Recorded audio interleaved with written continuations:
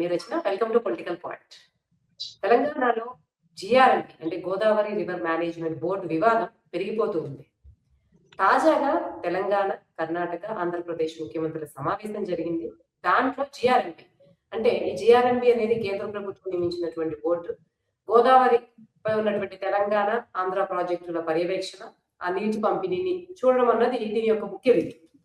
తాజాగా ఏపీ, ఆంధ్రప్రదేశ్ ప్రభుత్వం ఏదైతే 7 ప్రాజెక్టులు ఉన్నాయి, ఆ 7 ప్రాజెక్టుల వివరాలు చూస్తే కాళేశ్వరం, చిన్న కాళేశ్వరం, సీతారామ ప్రాజెక్ట్, చౌటుప్పల్లి హనుమంతరావు ప్రాజెక్ట్, చానక్కోరట, ఓడికుంట వాగు, కడెంగూడెం. ఈ ప్రాజెక్టుల విషయంలో ఏపీకి నష్టం జరుగుతుంది కాబట్టి ఇవి కొంత ప్రోగ్రెస్ ని ఆపేయాలని చెప్పేసి ఆంధ్రప్రదేశ్ ప్రభుత్వం ఫిర్యాదు చేస్తే, ఈ బోర్డు ఏదైతే ఉందో దాన్ని తన సమావేశ ఎజెండాలో ముఖ్యమైన పాయింట్ గా చేర్చడంతో ఇప్పుడు వివాదం పెరిగింది. ఎందుకంటే రేవంత్ రెడ్డి, తుమ్మిరెడ్డి లాంటి ప్రాజెక్ట్స్ గురించి చాలా ఓకల్ గా కనిపిస్తున్నారు, చాలా గట్టిగా మాట్లాడుతున్నారు. హైట్ గురించి మాట్లాడుతున్నారు, దాని హైట్ పెంచాలి 148 మీటర్స్, అంతకుముందు చాలా ఆ విషయం గురించి తెలంగాణలో ప్రతి ఒక్కరికి తెలిసేంత గట్టిగా రేవంత్ రెడ్డి మాట్లాడుతూ ఉంటే, ఈ 7 ప్రాజెక్టుల విషయంలో ఆంధ్రప్రదేశ్ స్వయంగా తెలంగాణకు ఇబ్బంది కలిగేలా ప్రవర్తిస్తూ ఉంటే ఎందుకు స్పందించడం లేదని ప్రతిపక్షాలు పెట్టుకుంటే, ముఖ్యంగా మాజీ నీటిపారుదల శాఖ మంత్రి హరీష్ రావు దీని మీద తీవ్రంగా స్పందించారు. కేసీఆర్ ఏదైతే కష్టపడి తీసుకొస్తే ఈ ప్రాజెక్ట్ లో కొన్ని, రేవంత్ రెడ్డి ప్రభుత్వం కొత్తవి తీసుకురాకపోగా ఉన్న వాటిని కూడా రద్దు చేసేటువంటి పరిస్థితికి నెడుతున్నారు.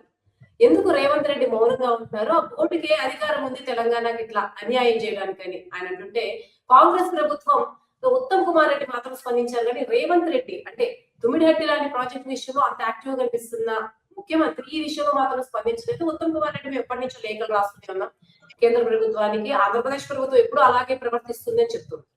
సో ఈ వాదనలో ఏది నిజం? ఎందుకు ఆంధ్రప్రదేశ్ డిమాండ్ చేస్తుంది? రేవంత్ రెడ్డి స్టాండ్ ఏంటి ఈ విషయంలో? అసలు ఈ ప్రాజెక్ట్ గురించి కామన్ మ్యాన్ కి అర్థమయ్యేలాగా డీటెయిల్స్, వివాదాల గురించి మనతో మాట్లాడడానికి నయనాల గోవర్ధన్ గారు ఉన్నారు, ఇరిగేషన్ అనలిస్ట్. గోవర్ధన్ గారు, welcome to political point. So ముందు ఈ వివాదం గురించి మాట్లాడే ముందు ఈ 7 ప్రాజెక్టుల గురించి కామన్ మ్యాన్ కి అర్థమయ్యేలాగా లేఅవుట్ లాంగ్వేజ్ ఎందుకు తెలంగాణకి ఇంపార్టెంట్, ఎక్కడి నుంచి ఎక్కడికి ఫ్లో అవుతున్నాయి, ఈ డీటెయిల్స్ సింపుల్ లాంగ్వేజ్ లో చెప్పండి. 7 ప్రాజెక్టులకు సంబంధించి ఒకటి కాళేశ్వరం, ఇది మంత్రి నియోజకవర్గంలో ఉంటుంది. దీన్ని కాళేశ్వరం ప్రాజెక్టులో కేసీఆర్ చేపట్టినటువంటి కాకుండా దీన్ని చిన్న కాళేశ్వరం లేదా ముక్తేశ్వరం ప్రాజెక్టు అని చెప్పేసి అంటారు. తర్వాత రెండవది సీతారామ ప్రాజెక్టు, ఇది ఉమ్మడి ఖమ్మం జిల్లాలో ఉంటుంది. భద్రాద్రి కొత్తగూడానికి సంబంధించి గోదావరి నది పైన దీన్ని చేపట్టారు. అలాగే కాళేశ్వరం, చిన్న కాళేశ్వరం ఏదైతుందో అది కూడా గోదావరి నది పైనే చేపట్టారు.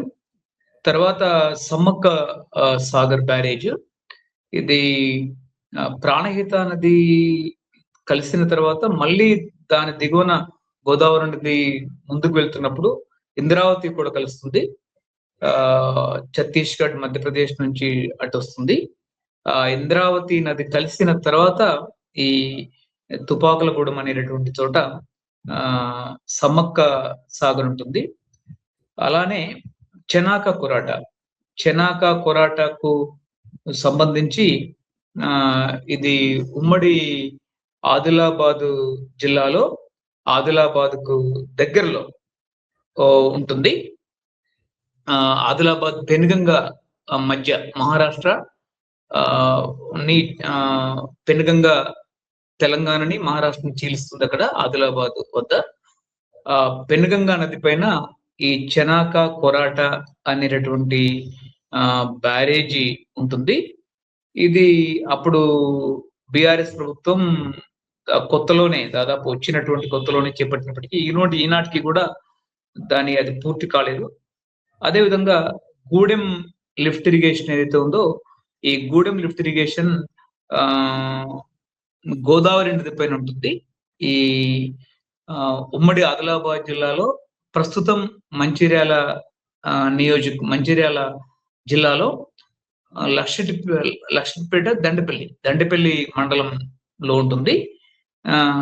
ఇక్కడ గోదావరి నది లక్షటిపేట, దండపల్లి మండలాలని వేరు చేస్తూ ఒక రోడ్డు ఉంటుంది. అంటే Rayapatnam, Hyderabad to Adilabad, Hyderabad to Utnoor road, ఆ రోడ్డుకు పక్కన ఎడమ వైపున గోదావరి నది పైన మెయిన్ గోదావరి నది నుండి కడెం ఆయకట్టు టెయిల్ ఎండ్ అంటే చివరి ఆయకట్టు ప్రాంతానికి వెళ్ళేటటువంటి మెయిన్ కెనాల్లో ఒక 12 కిలోమీటర్ల పాటు ఒక పైప్ లైన్ ఇక్కడ నుంచి ఎత్తిపోతల ద్వారా వేసి అక్కడ నుంచి టెయిల్ ఎండ్ చివరి భూములకి ఒక 30,000 ఎకరాలకు నీళ్లు ఇవ్వడం కొరకు ఇది ఏర్పాటు చేశారు. ఇది కేసీఆర్ ప్రభుత్వం ఏర్పాటు చేస్తుంది. ఈ విధంగా కేసీఆర్ ప్రభుత్వం ప్రారంభించారు. కాంగ్రెస్ ప్రభుత్వం ఏర్పాటు చేసింది, కేసీఆర్ ఆ సందర్భంలో ప్రారంభించారు. ఇవి వీటికి సంబంధించి ఇందులో తుమ్మిడిహెట్టి కూడా ఇప్పుడు కొత్తగా తీవ్రమైనటువంటి చర్చలోకి వస్తుంది. ఇది కూడా అంటే ఈ అన్ని ప్రాజెక్టులతో పాటు తుమ్మిడిహెట్టికి సంబంధించి కూడా సుదీర్ఘకాలంగా పెండింగ్ లో ఉన్నటువంటి ప్రాజెక్టుగా ఉంది. దానిపైన కూడా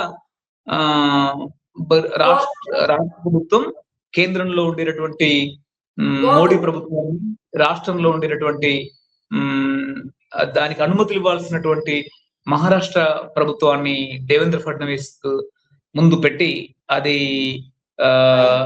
అనుమతులు తీసుకునే గట్టిగా ప్రయత్నం చేస్తుంది. గోవర్ధన్ గారు, నెక్స్ట్ అసలు ఆంధ్రాకి ఎందుకు ఆంధ్ర 7 ప్రాజెక్టుల విషయం అభ్యంతరాలు వ్యక్తం చేస్తుంది? నేను అక్కడికే వస్తున్నాను.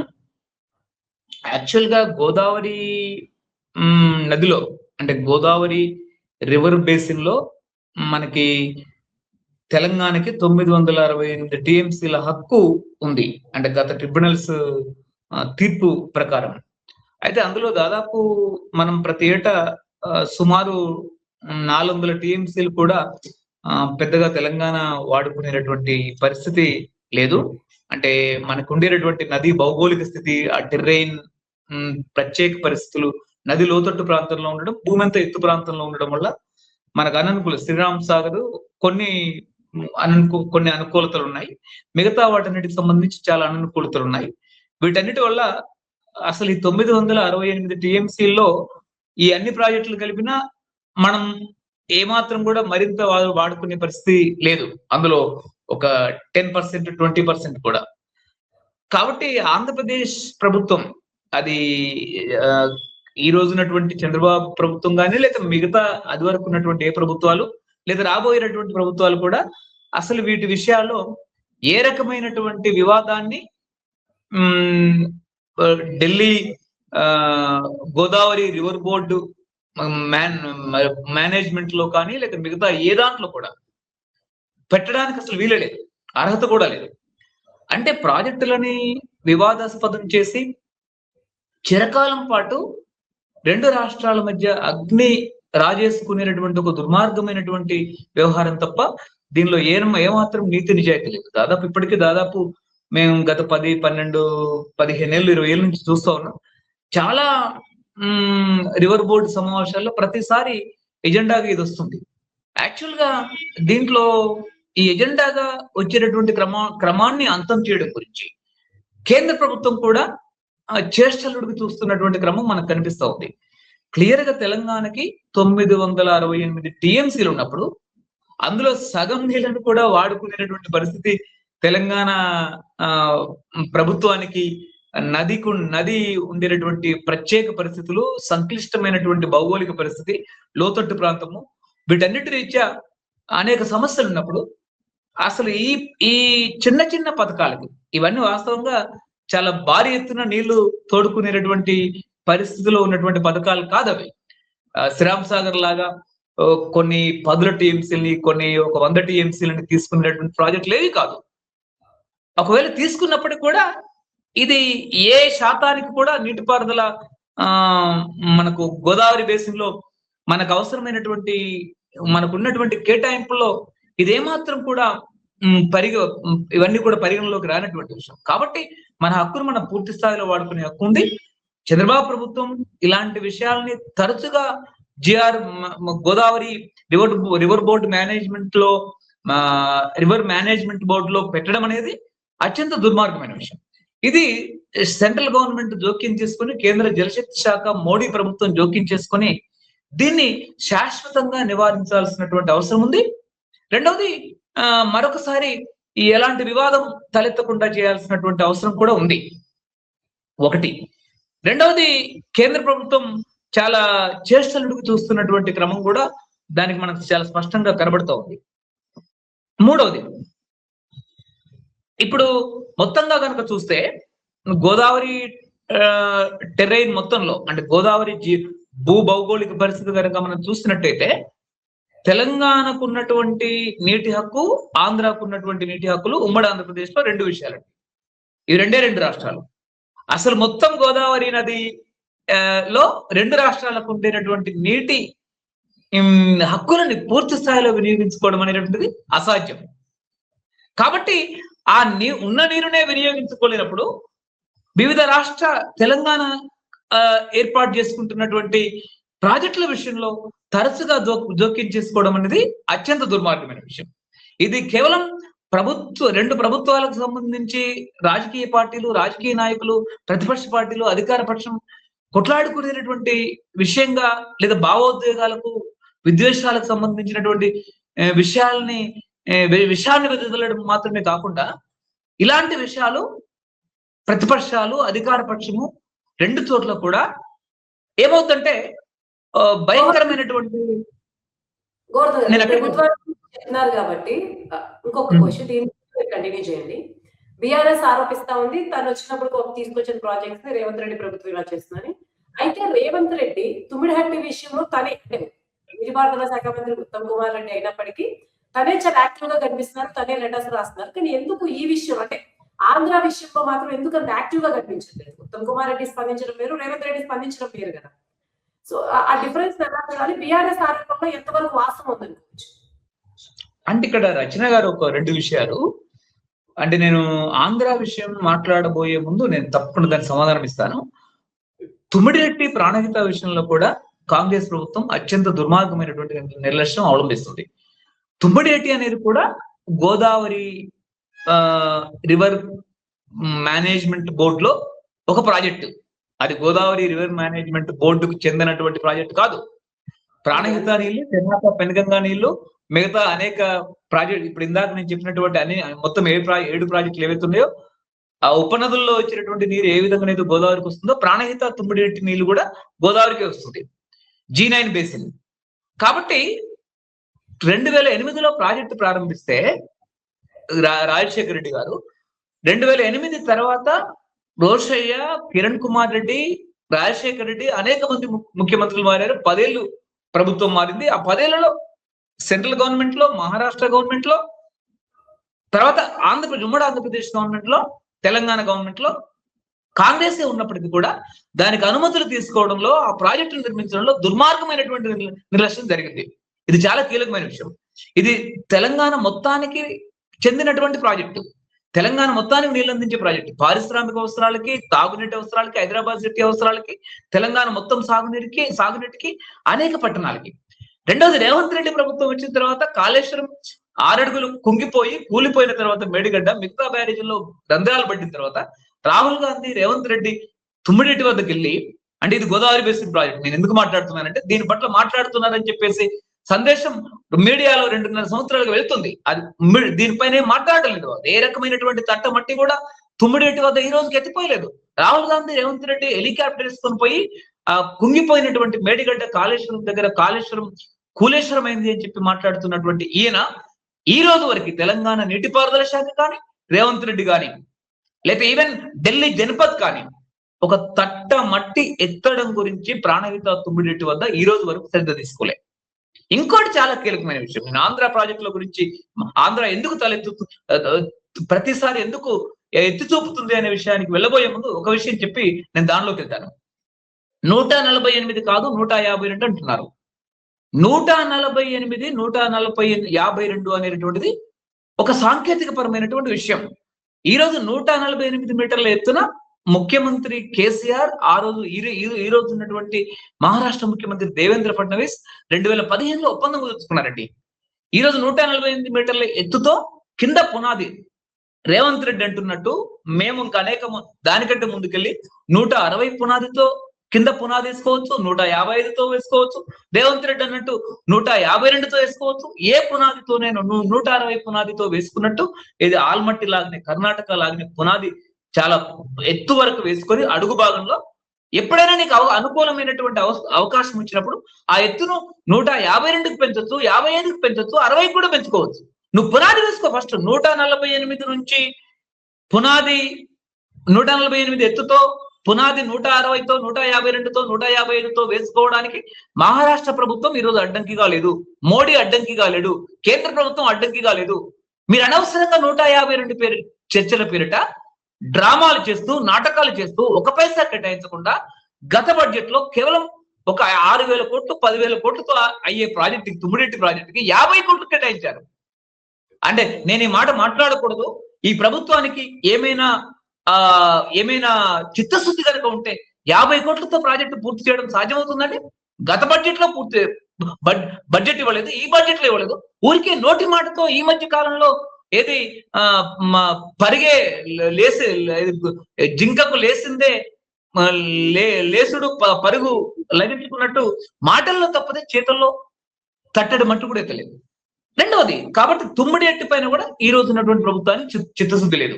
ఈరోజు తుమ్మిడిఎట్టి కనుక పూర్తి చేసినట్టయితే మేడిగడ్డ నుంచి నీళ్లు ఎత్తిపోయాలనేటువంటి మాట, కూలిపోయినటువంటి ప్రాజెక్టు నుంచి అన్నారం, మేడిగడ్డ, సుందిల నుంచి టిఆర్ఎస్ కానీ, కేసీఆర్ కానీ, హరీష్ రావు కానీ వాళ్ళ గ్రూప్ ఎవరు కూడా మాట్లాడే అవకాశం లేదు. వాస్తవం ఎత్తిపోవడానికి అక్కడ ఛాన్స్ లేదు. ఎన్డీఎస్ఏ ప్రకారం ఈ అన్ని బ్యారేజీలు ఫ్రీ ఫ్లోగా వదిలిపెట్టాలి తప్ప బ్యారేజీలు గేట్లు మూసేయడానికి అవకాశం లేదు. అవి రివైవ్ చేయడం కూడా అసాధ్యం. మేడిగడ్డ 7వ బ్లాక్ పూర్తి కూల్చి కడితే తప్ప సాధ్యం కాదు. రెండవది, మీరు అన్నట్టు నేను ఏపీ ప్రాజెక్టులు, ఏపీ ఎందుకు తరచుగా ఇది అడ్డం పెడుతుంది, కారణం ఏంటి, ఎందుకు రేవంత్ రెడ్డి మౌనంగా ఉంటున్నారు అనేటువంటి సందేశం ప్రజల్లోకి వెళ్తుంది అంటే, ఈ రోజు ఈ ప్రాజెక్టుల విషయంలో రేవంత్ రెడ్డి అనుసరిస్తున్నటువంటి వైఖరి అంటే ఈవెన్ గత బీఆర్ఎస్ ప్రభుత్వంలో కూడా హరీష్ రావు కానీ, కేసీఆర్ కానీ, మిగతా వాళ్ళు కానీ ఏపీకి వంతబాడినట్టు అంటే జగన్ కి కానీ, రాయలసీమ ఎత్తిపోతల పథకాల్లో అనుసరించినటువంటి తీరు కానీ, వీళ్ళు మౌనంగా ఉంటే కొన్ని ఎత్తిపోతల పథకాలు రాయలసీమ ప్రాంతంలో చాలా శరవేగంతో జగన్ అటువైపు ఉన్నటువంటి టన్నెల్స్ ను పూర్తి చేసినటువంటి తీరు కానీ, వీళ్ళు మౌనంగా ఉన్నారు, వీళ్ళు డార్క్ లో దాన్ని ప్రజలకి కనబడకుండా ఉంచారు అని చెప్పేసి కూడా అప్పుడు కూడా చర్చల్లో ఉంది. ఈ చర్చల్లో కంటే ముందు కనుక చూస్తే ఈరోజు దీనిపైన గత బీఆర్ఎస్ ప్రభుత్వం కానీ, ఈ రోజు ఉన్నటువంటి కాంగ్రెస్ ప్రభుత్వం కానీ సరి అయినటువంటి వైఖరి, సాహిత్యకమైన హేతుబద్ధమైనటువంటి వైఖరి తీసుకోకపోవడమే, చాలా విధానపరమైనటువంటి ఒక విధాన నిర్ణయాన్ని తీసుకోకపోవడమే, సెంట్రల్ గవర్నమెంట్ నుంచి ఒక ఖచ్చితత్వాన్ని, సెంట్రల్ గవర్నమెంట్ దగ్గర ఒక కట్ ఆఫ్ ని మనం నిర్ణయం చెప్పకపోవడమే దీని అంతటి కారణం. అంటే అది ఎలా ఉండాలంటే పోలవరం నిర్మాణం చేస్తుండేటటువంటి క్రమంలో జగన్ దోబుచ్చులాట కానీ, లేకపోతే ఈరోజు చంద్రబాబు నాయుడు పోలవరం ప్రాజెక్ట్ అథారిటీ పేరిట మోడీ దగ్గర తనకుండేటటువంటి పవర్ తో అటు నితీష్ కుమార్ బీహార్ కానీ, లేదా ఇటు 2 టీడీపీ ప్రభుత్వాలు కేంద్రంలో ఉండేటటువంటి మోడీ ప్రభుత్వానికి ఏది వెన్నుదన్నుల 2 భుజాల్లో ఉంటున్నటువంటి పరిధిలో మోడీని అడ్వాంటేజ్ గా ఉపయోగించుకుంటున్నటువంటి పరిస్థితి, మోడీ నుంచి నిధులు సాధించుకుంటున్నటువంటి క్రమం కొనసాగుతుంది. సేమ్ కాళేశ్వరంలో కూడా, కాళేశ్వరం ప్రాజెక్టు నిర్మాణ క్రమంలో మోడీ ప్రభుత్వానికి ఈ రోజు ఉన్నటువంటి టీడీపీ లాగానే ఆ రోజు కేసీఆర్ పూర్తిగా అనేక బిల్లుల్లో సపోర్ట్ చేసి ఆ రోజు కాళేశ్వరానికి అన్ని అనుమతులు, తుమ్మిడిరెడ్డిని సమాధి చేసి, ప్రాణహితను సమాధి చేసి దాని కిందికి తీసుకొచ్చి ఆగమేఘాల మీద ఏ రకమైనటువంటి ఫౌండేషన్స్ ఏవి లేకుండా మోడీకి సపోర్ట్ చేసి అనుమతులు సాధించుకొని ఆ విధంగా ఒక రకంగా మోడీతో కుమ్మక్కై తుమ్మిడిఎట్టి వద్ద గోదావరి ప్రాణహిత వద్ద లభించినటువంటి నీటిని కూడా CWC లో తారుమారు చేయించినటువంటి పరిస్థితి ఆ రోజు కేసీఆర్ కి, హరీష్ రావుకి, ఆ రోజు మోడీకి మద్దతు చేస్తూ కొనసాగింది కాళేశ్వరంలో. అదే దేశంలో ఉండే బీజేపీ మంత్రులు నితిన్ గడ్కరీ, రాజ్నాథ్ సింగ్, అనేక మంది అధికారులు కాళేశ్వరం గొప్పది అన్నారు. ఈ రోజు సేమ్ పోలవరంలో కూడా అదే సాగుతుంది. ఆ చంద్రబాబు నాయుడుని అడ్డం పెట్టుకుని ఈ రోజు సెంట్రల్ గవర్నమెంట్ లో ఉన్నటువంటి గోదావరి రివర్ మేనేజ్మెంట్ బోర్డులో కూడా ఇలాంటి ఎజెండాని తరచుగా ముందుకు తీసుకొస్తూ, నాకు చంద్రబాబు నాయుడు, నాకు తెలంగాణతో లేదా రేవంత్ తో నాకు ఎలాంటి నీటి వివాదాలు లేవు, రోజు బోర్డ్స్ లో కానీ, ట్రిబ్యునల్స్ లో కానీ కృష్ణా ట్రిబ్యునల్లో కానీ బ్రిజేష్ ట్రిబ్యునల్లో కానీ కొట్లాడద్దు, మనం రాజకీయ పరిష్కారం చేసుకోవాలని చెప్పేసినటువంటి ఏది నీతి వాక్యాలు చెప్పినటువంటి చంద్రబాబు నాయుడు ఈ రోజు ఈ విధంగా గోదావరి రివర్ మేనేజ్మెంట్ బోర్డులోకి ప్రతిసారి ఎజెండాను తీసుకొస్తూ రెండు రాష్ట్రాల అధికార పక్షాల మధ్యనే కాదు, రెండు రాష్ట్రాల ప్రతిపక్షాల మధ్య, తద్వారా అనేక సంఘాలు మిగతా వాటి మధ్య భావోద్వేగాలను లేతే విద్వేషాలను రెచ్చగొడుతూ రాష్ట్ర ప్రజల మధ్య, రెండు రాష్ట్రాల మధ్య ఒక ఆరని అగ్నిగుండంగా, ఆరని రావణ కాష్టంగా ఈ రోజు మారుస్తున్నటువంటి క్రమం కొనసాగుతుంది.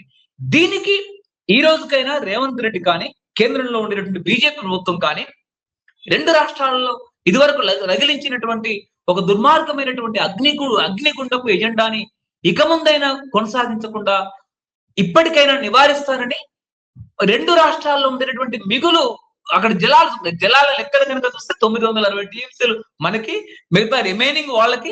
రెండోది గోదావరి నీళ్ళు దాదాపు భారీ ఎత్తున సముద్రానికి వెళ్తున్నటువంటి క్రమం కూడా కనిపిస్తా ఉంది. కాబట్టి దీనికి ఫుల్ స్టాప్ పెట్టాల్సినటువంటి అవసరం కూడా ఉంది. రెండవది, ఇదే అదునుగా బిఆర్ఎస్ పార్టీ విద్వేష రాజకీయాల్ని లేదా రెండు రాష్ట్రాల మధ్య రెచ్చగొట్టేటటువంటి రాజకీయాల్ని కూడా చేస్తా ఉంది. దీనికి రేవంత్ రెడ్డి గారు కూడా ఊతమిస్తున్నారు. రేవంత్ రెడ్డి ప్రభుత్వం, నీటిపారుదల శాఖ ఒక సరి అయినటువంటి, ఒక సుస్థిరమైనటువంటి నీటిపారుదల విధానాన్ని రాష్ట్ర ప్రభుత్వం, తెలంగాణ నీటిపారుదల శాఖ అనుసరించకపోవడం వల్ల ఇది తరచుగా వివాదాల్లోకి రావడానికి అవకాశం జరుగుతుంది. ఇంకో విషయం కనుక చూస్తే వీరందరికీ ఏమైనా చిత్తశుద్ధి ఉందా? ఈ రోజు రేవంత్ రెడ్డి పైన బీఆర్ఎస్ ప్రభుత్వం, బీఆర్ఎస్ ప్రతిపక్షం, మిగతా ఆంధ్ర ప్రభుత్వం వీరందరూ విద్వేషాలు భావోద్వేగాలు రెచ్చగొట్టుకునే సమయంలో ఎవరిపైనైనా ఈరోజు కాళేశ్వరంలో ఇంత భారీ అవినీతి జరిగింది. ఆ భారీ అవినీతి పైన పినాకిని చంద్రఘోష్ ఏకసభ్య కమిషన్ వేశారు, సుప్రీంకోర్టు కమిషన్. 119 మందిని విచారించారు. మేము కూడా ఒక 13 పేజీల నివేదిక ఇచ్చాము. మమ్మల్ని కూడా విచారించారు. మా డిపోజిషన్ కూడా సుప్రీంకోర్టు న్యాయమూర్తి నమోదు చేశారు. 119 మందిలో మేము కూడా ఒకటి. ఆ దాని ప్రకారం ఏమైనా రేవంత్ రెడ్డి హోమ్ మినిస్టర్ గా ఉన్నటువంటి మంత్రి ఏమైనా చర్యలు తీసుకున్నారా? ఏం చర్యలు తీసుకోలేదు. ఈరోజు దాంట్లో అవినీతి పరులందరూ హరీష్ రావు గాని, ఈటల రాజేందర్ గాని, వాళ్ళ పార్టీ మనిషి కావచ్చు, కేసీఆర్ కావచ్చు, లేదా రజిత్ కుమార్ కావచ్చు, స్మితా సబర్వాల్ కావచ్చు, లేదా 30 మంది ఇంజనీర్లు కావచ్చు, అనేక మంది నేరస్తులు, దోషులు, వాళ్ళపైన చర్యలు తీసుకోండి అని చెప్పేసి పినాకిని చంద్రఘోష్ చెప్పినా రేవంత్ రెడ్డి హోమ్ మినిస్టర్ గా ఉండి, ముఖ్యమంత్రిగా ఉండి ఏ రకమైన చర్యలు తీసుకోలేదు. అదే ఎవరికి మళ్ళా బీజేపీకి దాన్ని అసెంబ్లీలో పెట్టి సిబిఐ విచారణ చేయాలని చెప్పేసి బీజేపీకి అప్పగించిన బీజేపీ కూడా సంవత్సరం దాటింది, సంవత్సరంన్నర కావస్తుంది. బీజేపీ కూడా సిబిఐ విచారణ జరపలేదు. అంటే ఆ రోజు బీఆర్ఎస్ కి బీజేపీకి ఉన్నటువంటి బంధం, ఈ రోజు బీజేపీకి చంద్రబాబుకు ఉన్నటువంటి బంధం, ఈ రోజు ప్రతిపక్షంలోకి వెళ్ళిన తర్వాత కేంద్రంలో ఉండినటువంటి కొత్త బిల్లులకి, అంటే కొత్తగా మోడీ ప్రభుత్వం ప్రవేశపెడుతున్నటువంటి బిల్లులకి రవిచంద్ర లాంటి రాజ్యసభ ఎంపీ, ఏకైక రాజ్యసభ ఎంపీ మద్దతు చేస్తున్నటువంటి తీరు చాలా క్లియర్ గా, అంటే వీళ్ళందరూ చీకటి స్నేహితులు. వీళ్ళందరూ చీకటి స్నేహితులే కాదు, వెలుగు స్నేహితులు. వీళ్ళ ఆస్తులు కలిసి ఉంటాయి, వీళ్ళు వియ్యంకులు, వీళ్ళు బంధువులు, వీళ్ళు చాలా బిజినెస్ పార్ట్నర్స్. వీళ్ళందరూ ఉమ్మడి భాగస్వాములు, ఉమ్మడి వ్యాపారాల్లో భాగస్వాములు, ఉమ్మడి అనేక పరిశ్రమల్లో భాగస్వాములు. కాబట్టి వీళ్ళందరూ ప్రజల్ని రెచ్చగొడుతూ ప్రజల్ని వేరు చేస్తున్నారు తప్ప వీళ్ళందరూ నిజమైనటువంటి అవినీతి పరుల పైన చర్యలు తీసుకోవట్లేదు, శిక్షించడం లేదు. చిత్తశుద్ధి ఉంటే రేవంత్ రెడ్డి దగ్గర హోమ్ మినిస్టర్ శాఖ ఉంది, హోం మంత్రిత్వ శాఖ ఉంది, అమిత్ షా దగ్గర హోం మంత్రిత్వ శాఖ ఉంది. కాళేశ్వరంలో నీ వాటా ఎంత అని చెప్పేసి 1400 కవిత గారు ప్రస్తావించారు. 1400 కోట్ల రూపాయల నిధి ఉంది బిఆర్ఎస్ దగ్గర, ఏది ప్రభుత్వం బిఆర్ఎస్ పార్టీ దగ్గర. ఆ 1400 కోట్ల రూపాయలు ఏ నీటిపారుదల కాంట్రాక్టర్ల దగ్గర నుంచి వచ్చిందో బిఆర్ఎస్ లెక్క చెప్పాలని చెప్పేసి కవిత అంటుంది. హరీష్ రావుకు మరదలు, కేటీఆర్ కు సొంత చెల్లెలు, కేసీఆర్ కు సొంత కూతురు. ఈ విషయాలకు సమాధానం చెప్పాలి కదా వాళ్ళు. ఇంత గాఢంగా మాట్లాడుతుంటే కాంగ్రెస్ పార్టీ కూడా మాట్లాడుతుంది. ఎవరు ఉత్తమ్ కుమార్ కూడా మాట్లాడుతున్నాడు. 1400 కోట్లు ఎక్కడ సమాధానం చెప్పండి. 1400 కోట్లు కాదండి, 94,000 కోట్లు, సుమారు 1,00,000 కోట్లు కాళేశ్వరం వెల్లిలో వెచ్చించారు. భగీరథలో 43,000 కోట్లు, మొత్తం పూర్తయ్యేసరికి 50,000 కోట్లు పూర్తయింది. వీటిలో భారీ ఎత్తున అవినీతి జరిగిందని చెప్పేసి అందరూ మాట్లాడుకుంటున్నారు. ఈ అవినీతి పైన ఈరోజు అవినీతి చేశారని చెప్పేసి రోజు మాట్లాడే కాంగ్రెస్ చర్యలు ఎందుకు తీసుకోవట్లేదు? ఎందుకు అనవసరంగా ప్రజల్ని విడదీస్తూ నీటిపారుదల విషయాన్ని రెచ్చగొడుతున్నారు? దొంగ నాటకాలు ఆడుతున్నారు. మిమ్మల్ని ప్రాజెక్టులు కట్టంగా ఎవరుతున్నారు? నీటిపారుదల 4 వాటర్ కాన్సెప్ట్ కేవలం ఎత్తిపోతల. ఇప్పుడు చాలా రేవంత్ రెడ్డి ఆయన ఇక్కడ ఒకటే చాలా కీలకమైనటువంటి విషయం ఏంటంటే తెలంగాణకు ఎత్తిపోతలు మాత్రమే సర్వస్వం కాదు. చాలా మంది బీఆర్ఎస్ నాయకులు, అనేక మంది బీఆర్ఎస్ అనుచరులు చాలా గత తెలంగాణ ఉద్యమంలో కూడా సుదీర్ఘమైనటువంటి వాదన కొనసాగింది. నది అంతా కూడా మొత్తంగా చూస్తే గోదావరి నది అంతా కూడా తెలంగాణలో తీవ్రమైనటువంటి లోతట్టు ప్రాంతం నుంచి వెళ్తుంది. తెలంగాణ భూమి అంతా కూడా దాదాపు 600-650 మీటర్ల ఎగువన ఉంటుంది. ఈ ప్రాంతానికి అంతటికి పైన కురిసేటటువంటి వర్షపాతాన్ని 4 వాటర్ కాన్సెప్ట్, ఏది రెయిన్ వాటర్ ని భూ ఉపరితలంలో స్వల్ప నిర్మాణాలు, సిమెంట్, ఇసుక, స్టీలు, కాంక్రీట్ లేకుండా ఎక్కడికక్కడ టి హనుమంతరావు ప్రపంచ ప్రఖ్యాత ఐక్యరాజ్య సమితి నిపుణులు, ఐక్యరాజ్య సమితి సలహాదారు అయినటువంటి ఆయన పద్ధతిలో బొట్టిగారిపల్లి తోట ఈరోజు ఎక్కడా కూడా నీళ్ళు ఎత్తిపోవట్లేదు. అక్కడికి అద్భుతమైనటువంటి 3 పంటలు పండించుకుంటున్నారు. ఈ రోజు ఆ విధంగా ఆంధ్ర ప్రాంతానికి వెళ్ళేసరికి వాళ్ళకు గ్రావిటీ ప్రాంతంలో ఏది గోదావరి పోయినప్పటికీ కూడా అక్కడ ఉండేటటువంటి భూ అంతర్గత పరిస్థితి, గోదావరి బెడ్ లెవెల్ ఏదైతే ఉందో 100 మీటర్ల లోతు వరకు కూడా ఎక్కడ ఇది రాయి లేదు, గ్రానైట్ రాయి. ఇది నాగార్జున సాగర్ లో, శ్రీశైలంలో, శ్రీరామ్ సాగర్ లో, కడెంలో ఉన్నటువంటి అడుగు భాగంలో లేదు. కావున అక్కడ 194 టీఎంసీల పోలవరం ప్రాజెక్టు కూడా భవిష్యత్తులో నిలవది. అది మరో కాళేశ్వరం కంటే ప్రపంచంలో ఎక్కడా లేనటువంటి విధ్వంసమైనటువంటి ప్రాజెక్టు, బ్యారేజ్ కంటే కూడా అది అత్యంత ప్రమాదకరం. ఆకువీడి నుంచి కాకినాడ వరకు అది మునిగిపోతుంది. దాదాపు ప్రజలు కూడా తుడిచిపెట్టిపోతారు. అదొక వాటర్ బాంబు, అదొక వాటర్ ఆటం బాంబు. కాబట్టి అక్కడి నుంచి బనకచెర్ల ఎత్తిపోతలు లేదా రాయలసీమ ఎత్తిపోతలు అని చెప్పేసి, ఒక నిమిషం రచన గారు, అక్కడ నుంచి ఆ రాయలసీమ పోలవరంకి భవిష్యత్తు లేనప్పుడు నల్లమల ఎత్తిపోతలు కానీ, బనకచెర్ల ఎత్తిపోతలు కానీ ఇదంతా భవిష్యత్తు లేనటువంటి విషయం. అది నిలిచే ప్రాజెక్టు కాదు. ఆ విధంగా మోడీ ప్రభుత్వం కూడా, టిఆర్ఎస్ వాళ్ళు అంటున్నట్టు నిజమే, మోడీ ప్రభుత్వం కూడా అక్కడ ప్రాజెక్టు అడుగు భాగంలో పోలవరంలో 2 డయాఫ్రమ్ వాళ్ళు కూలిపోయినా నది ఆ చివరి నుంచి ఈ చివరి వరకు సుమారు 1000 కోట్లవి, దాదాపు ఇంకా అనేక ఉపద్రవాలు ప్రాజెక్టు అడుగు భాగంలో పునాదిలో జరిగినప్పటికీ కూడా Modi NDSC national dam safety authority కానీ, సిడబ్ల్యూసీ కానీ ఈ రోజు వరకు మాట్లాడడం లేదు. ఏదో ఒక రోజు 194 టీఎంసీల ప్రాజెక్టు ఆశామాషి విషయం కాదు. ఇది రాజకీయ నాయకుల ప్రాజెక్టులు అండి. ఈ ప్రాజెక్టులన్నీ కాళేశ్వరం ప్రాజెక్టులు కానీ, పోలవరం ప్రాజెక్టులు కానీ, బనకచెర్ల ప్రాజెక్టులు కానీ, కాళేశ్వరం నుంచి ఎత్తిపోతలు కానీ, నేను మరొక సందర్భంలో నేను చర్చలో మాట్లాడుకుందాం. 4 వాటర్ కాన్సెప్ట్ అనేది ఫైనల్ గా 7 ప్రాజెక్టులు అనేవి రాజకీయ వ్యక్తిగత ఆసక్తులే తప్ప, తుమ్మిడిహట్టి గురించి రేవంత్ రెడ్డి ఏం మాట్లాడినా అది కార్యాచరణలో శూన్యం. ఆయన మాట్లాడుతూ ఉన్నారు, ఎందుకంటే అక్కడ బీజేపీ గవర్నమెంట్ ఉంది కాబట్టి. బీజేపీ ఉంది. ఎగ్జాక్ట్లీ. అంటే ఆంధ్రప్రదేశ్ 7 నీటిపారుదల ప్రాజెక్టుల విషయంలో తరచుగా వివాదం ముందుకు తీసుకురావడం అనేది అసందర్భమైంది. అది అత్యంత తీవ్రమైనటువంటి 2 రాష్ట్ర ప్రజలకి, తెలుగు రాష్ట్రాల ప్రజలకి తీవ్రమైనటువంటి ద్రోహం తలపెట్టడం. రాజకీయ నాయకులు బాగా ఉంటారు, దోచుకుంటారు. 2 రాష్ట్రాల ప్రజల్ని విద్వేషులుగా మార్చేసి ఓట్ల బేహారులుగా మార్చుకునేటట్టుగా ఒక దుర్మార్గమైనటువంటి కుట్ర. అటు పోలవరం నుంచి బనకచెర్ల కానీ, ఇటు కాళేశ్వరము, అనేక విషయాలు కానీ, ఇవన్నీ ఎన్నికల్లో కోట్లు సంపాదించుకునే ప్రాజెక్టులు కానీ, ఇవన్నీ నీళ్లు అందించేటువంటి ప్రాజెక్టులు కాదు. ఈవెన్ తుమ్మిడిహట్టి నుంచి వెళ్ళి హైదరాబాద్ కి, ప్రాణహిత చేవళ్ళకి కూడా నీళ్ళు ఎత్తడం సాధ్యం కాదండి. అనేక దశల్లో ఎత్తిపోయడం తప్పు. ఒక 3 దశల ఎత్తిపోతలకు మినహా 3 దశలకు దాటినటువంటి ఏ ఎత్తిపోతలు కూడా అది రాష్ట్రానికి, ఏ ప్రభుత్వానికి అత్యంత అనువైనటువంటిది కాదు, అనుచితమైనటువంటిది. కావున 4 వాటర్ కాన్సెప్ట్ అనేది రాయలసీమకు కానీ, ఉత్తరాంధ్రకు కానీ, రెండవది తెలంగాణ, దక్షిణ తెలంగాణకు కానీ, లేకపోతే మిగతా హైదరాబాద్ లాంటి, వికారాబాద్ మిగతా ప్రాంతాలకు కానీ, అత్యంత మెదక్ లాంటి ప్రాంతాలకు అనువైంది. కావున దీన్ని ఎన్నుకోవాలి, సుస్థిరమైనటువంటి జల విధానం ఎన్నుకోవాల్సిందిగా నేను రాష్ట్ర ప్రభుత్వాన్ని, మోడీని, రెండవది ఈ మోడీని కూడా ఈ ఈ ఈ చర్చకి కేంద్ర జలశక్తి శాఖ మరొకసారి ఇలాంటి బోర్డ్స్ లో ఇలాంటి అనవసరమైనటువంటి పనికిమాలిన వివాదాలని తిరిగి తిరిగి పెట్టకుండా, ఎజెండాలో పెట్టకుండా మోడీ ప్రభుత్వం, కేంద్ర జలశక్తి శాఖ కూడా కట్టుదిట్టమైనటువంటి చర్యలు తీసుకోవాలి. థ్యాంక్ యూ గోవర్ధన్ గారు. చర్చ ముగిద్దాం.